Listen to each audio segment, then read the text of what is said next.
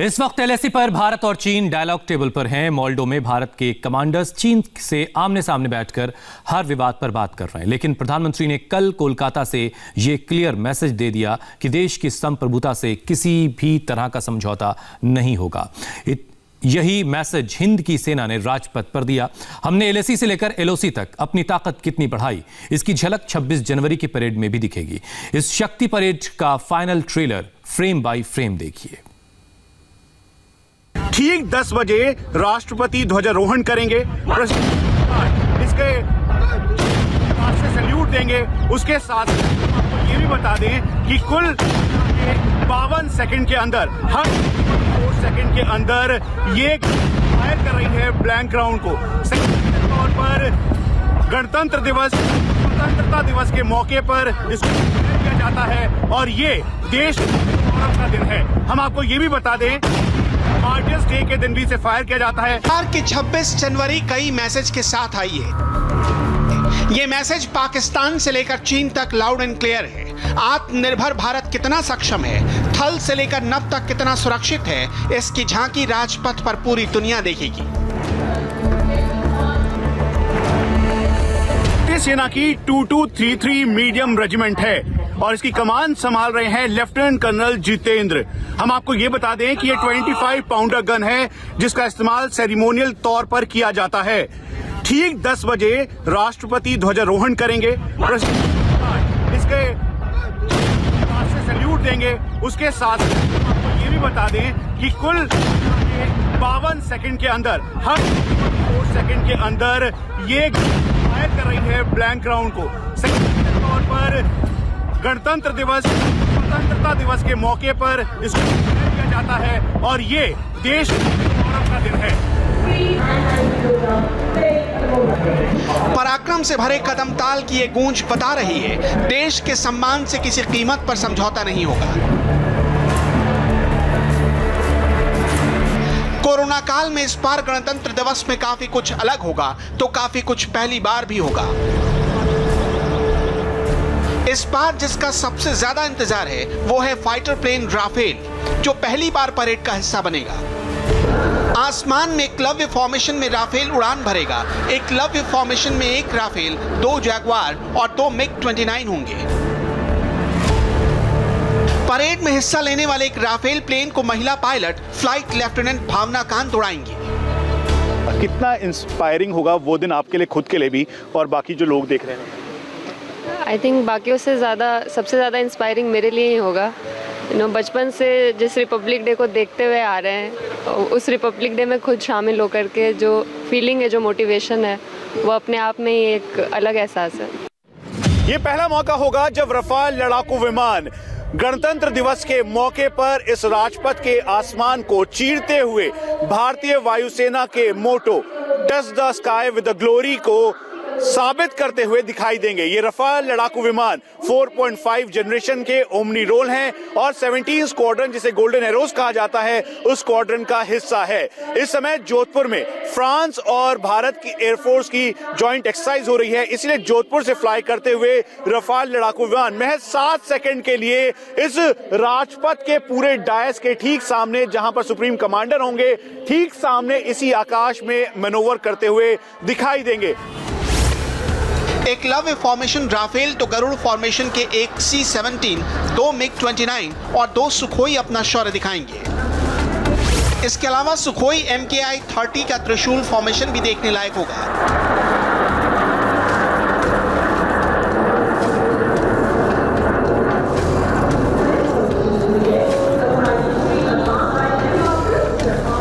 आसमान पर fighter plane गरज रहे होंगे तो जमीन पर T-90 टैंक पर भी नजर टिकी होगी।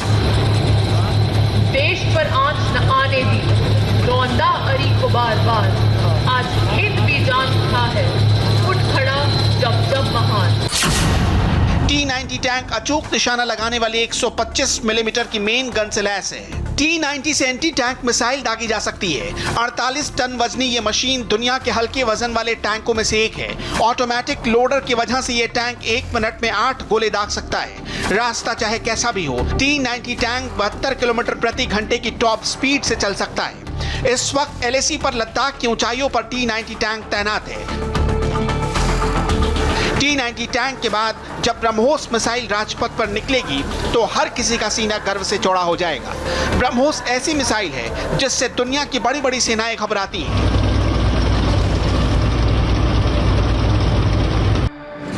पूरे विश्व की पहली supersonic missile regiment BrahMos 2.8 Mach speed से दुश्मन के खेमे को 400 किलोमीटर तक ध्वस्त करने की काबिलियत के साथ ये ब्रह्मोस राजपथ पर देश को गौरवान्वित करते हुए नजर आएगी। और ये ब्रह्मोस सुपरसोनिक मिसाइल, इसका नेतृत्व कर रहे होंगे कैप्टन कमरुल जमान।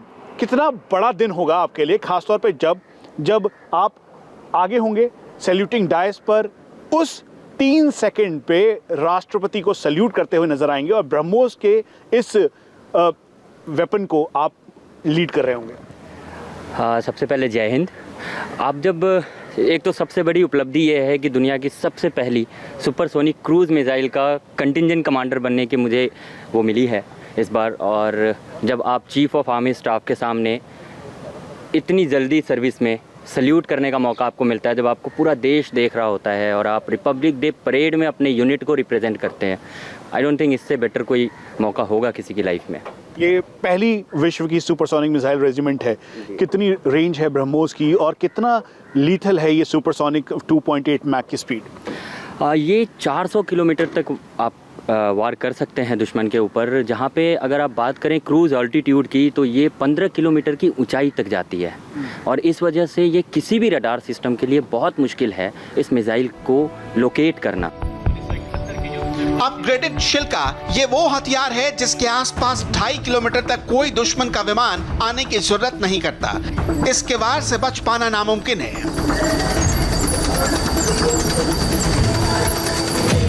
शिल्का है और इसमें 23 mm गन लगी हुई है। एयर डिफेंस के लिए सबसे ज़्यादा कारगर वेपन सिस्टम के तौर पर आप इसे भारतीय सेना का एक दमदार हथियार मान सकते हैं। कंटिंजेंट कमांडर कैप्टन प्रीति चौधरी है।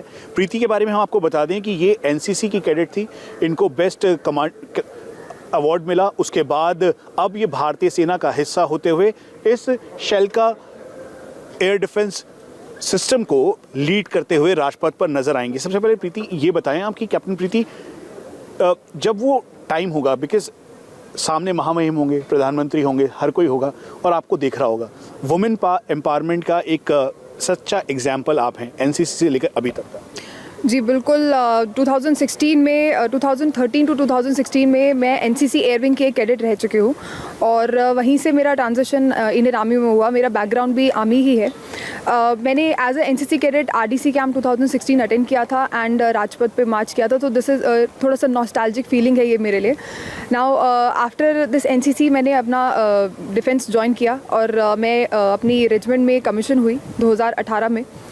शिल्का के बारे में मैं ये बताना चाहूँगी, 1973 में शिल्का इंडियन आर्मी में इंडक्ट हुई थी। उसके बाद इसमें काफ़ी सारे अपग्रेडेशंस किए गए हैं एंड 2015 में हमें पहला अपग्रेडेड माउंट रिसीव हुआ था। इसकी स्पेशलिटी ये है कि ये एक ऑल वेदर वेपन सिस्टम है, ये एक ट्रैक्ड वेपन सिस्टम है, एंटी एयरक्राफ्ट वेपन सिस्टम है। इसकी कैपेबिलिटी है कि ये 2.5 किलोमीटर्स तक के एरियल एयरक्राफ्ट्स को जो एनिमी के एयरक्राफ्ट्स हैं उनको ट्रैक डाउन करके कर सकता है, ट्रैक डाउन कर सकता है और उनको हिट कर सकता है। इस बार गणतंत्र दिवस परेड में बांग्लादेश के सैनिक भी हिस्सा लेंगे। ऐसा पहली बार होगा जब राजपथ पर बांग्लादेश की सेना नजर आएगी। दरअसल बांग्लादेश की स्वर्ण जयंती और साथ में 1971 भारत पाकिस्तान युद्ध के 50 साल भी पूरे होने वाले हैं। 1971 में भारतीय सेना ने पाकिस्तान को करारी मात दी थी। इस खास मौके पर गणतंत्र दिवस की परेड में हिस्सा लेने के लिए बांग्लादेशी सैनिकों को आमंत्रित किया गया है। बांग्लादेश से पहले फ्रांस की सैन्य टुकड़ी 2016 में परेड में हिस्सा ले चुकी है। इस बार परेड का समापन भी राफेल से होगा। आखिर में चार्ली फॉर्मेशन में राफेल उड़ान भरेगा। चार्ली फॉर्मेशन में राफेल नीचे उड़ते हुए एकदम से वर्टिकल फ्लाइट लेगा। इससे पहले अब तक सुखोई वर्टिकल चार्ली फॉर्मेशन में ऐसे उड़ता था। वार जोन में राफेल कैसे ऑपरेट करेगा, सुखोई के साथ कैसे कोऑर्डिनेट करेगा, राफेल पर इंडियन पायलट्स का कितना कमांड आ गया है, ये जानने के लिए डेजर्ट नाइट युद्धाभ्यास बेहद जरूरी था। वॉर एक्सरसाइज में फ्रेंच और इंडियन पायलट्स ने साथ उड़ान भरी। इस एक्सरसाइज से क्या आउटपुट मिला, किसने कितना जाना, क्या सीखा, वो दोनों देशों के पायलट से खुद सुन लीजिए। Rafale is a very easy to use aircraft. Rafale को उड़ाना बेहद आसान है। रफाल के अंदर काफी कुछ ऐसा है जो पायलट्स के काम को काफी आसान कर देता है। भारतीय पायलट्स ने रफाल पर शानदार काम किया है। उन्होंने हमारे साथ परफेक्ट एक्सरसाइज की है, हर एक टैक्टिक्स दिखाई जैसे कि हम करते हैं, क्योंकि रफाल बहुत आसान है। आप बड़े आराम से इस पर ट्रेनिंग ले सकते हैं। And you can be proficient like that, like a single click. Yeah, there have been a lot of learnings that we have. इस एक्सरसाइज से हमको काफी कुछ सीखने को मिला है। उनके पायलट्स हमारे सुखोई का हिस्सा बने, हमारे पायलट्स ने उनके साथ रफाल उड़ाया। हमने एक दूसरे की सबसे काबिल टैक्टिक्स सीखी। अलग अलग हालातों में वो क्या कहते हैं और हम क्या करते हैं, ये हमने सीखा। हम दोनों काफी कुछ यहाँ से लेकर जाएंगे। We do in different situations, and I'm sure both of us will be taking great lessons from here. इस युद्ध अभ्यास का कितना महत्व है, इसका अंदाजा इस बात से लगा सकते हैं कि CDS Bipin Rawat desert night 21 देखने खुद गए थे। राफेल का रोल एलओसी और एलएसी दोनों जगहों पर बेहद अहम है, इसलिए डेजर्ट नाइट युद्धाभ्यास पर प्रेस कॉन्फ्रेंस हुई तो खुद air chief marshal Rakesh Bhadauria आए। विशेष चीज मैं ये बोलूंगा कि दोनों की तरफ से लेटेस्ट एयरक्राफ्ट थे, रफेल थे, हमारी तरफ से दूसरे कॉम्बिनेशन भी थे, एंड एक लेटेस्ट कैपेबिलिटी वाइज जो यूज होता है, दैट मींस एवैक्स, AWC, हमारी तरफ से रफेल Su-30 मिराजेस, उनके Rafale MRTT air to air refuelling A400, okay, so उन सबको मिला के जो जिस लेवल पे ये एक्सरसाइज की गई विद इन 3 to 4 days, 3.5 दिन थे खाली, वो एक बहुत अच्छा था। सो दोनों की प्रोफेशनलिज्म इसमें दिखता है कि कम समय के बावजूद थोड़े ही 2-3 दिन में एक्सरसाइज को बहुत हाई लेवल तक ले जाया गया, एंड इसके रिजल्ट्स दोनों के लिए बहुत अच्छे हैं। राफेल का खौफ पाकिस्तान और चीन दोनों देशों में महसूस भी किया जा सकता है। एलएसी पर हालात नाजुक हैं। अभी भी दोनों देशों की सेनाएं आमने सामने खड़ी हैं। चीन ने 10,000 सैनिकों को पीछे हटाया था, लेकिन वो एलएसी पर नहीं, बल्कि करीब 150 किलोमीटर पीछे थे। चीन पर भरोसा नहीं किया जा सकता है, लेकिन चीन को जवाब देने के लिए इंडियन एयरफोर्स पूरी तरह से तैयार है। एयर चीफ ने चीन को क्लियर कट वार्निंग दे दी है। चाइना जो है वो अग्रेसिव हो सकता है, तो ऐसे में इंडियन एयरफोर्स की तैयारी इस वक्त कैसी है? क्या अभी भी कंटिन्यू फ्लाइंग हो रही है उन सब इलाके में, खासतौर पर रफाल फ्लाई कर रहे हैं उस तरफ? हाँ, सब तैयारी चल रही है। अगर वो अग्रेसिव हो सकते हैं तो हम भी होंगे, हमारी तैयारी पूरी है। राफेल के आने से भारत की ताकत में कितना इजाफा हुआ, वायुसेना की रणनीति, युद्ध नीति में कितना फर्क आया, ये भी समझना बहुत जरूरी है। फाइटर प्लेन से 3D मैपिंग की तकनीक ना पाकिस्तान के पास है और ना ही चीन के पास। 3D मैपिंग वॉर जोन में पायलट को दुश्मन से एकदम आगे रखती है। राफेल ने चीन को कैसे और कहां टारगेट करना है, इसकी लिस्ट तैयार कर ली है। राफेल की मुख्य ताकत उसकी मिसाइल है, जो उसको सर्वशक्तिमान बनाती है। राफेल में air to air missile Meteor है, जिसकी रेंज 150 किलोमीटर है। इसके साथ देश में ही तैयार हो रही अस्त्र मिसाइल भी लगेगी, यानी अब Rafale made in India missile से हमला कर पाएगा। अस्त्र मिसाइल की रेंज करीब 100 किलोमीटर होगी। मीटियोर के मुकाबले अस्त्र सस्ती होगी। वहीं तीसरी मिसाइल है मीका, जो मिराज में भी इस्तेमाल होती है। इसकी रेंज है 80 किलोमीटर। अगर युद्ध हुआ तो एलएसी और एलओसी पर राफेल का सबसे खतरनाक हथियार होगा storm shadow missile. Storm shadow cruise missile की रेंज 550 किलोमीटर है। अगर राफेल इसे सिर्फ भारत की सरहद के अंदर से ही उड़ते हुए लॉन्च करेगा तो वो पूरे पाकिस्तान को कवर करेगी। वहीं चीन और तिब्बत में 500 किलोमीटर के दायरे में कोई भी मिलिट्री बेस इसकी जद में होगा। राजपथ से विजय पथ तक राफेल भारतीय सेना की सबसे बड़ी ताकत है। एलओसी हो या फिर एलएसी, राफेल हर मिशन के लिए परफेक्ट है। ये चीन और पाकिस्तान भी जानते हैं। उपराष्ट्रपति वेंकैया नायडू ने राष्ट्रवाद पर बड़ा बयान दिया है। उन्होंने क्या कहा है आपको दिखाएंगे ब्रेक के बाद।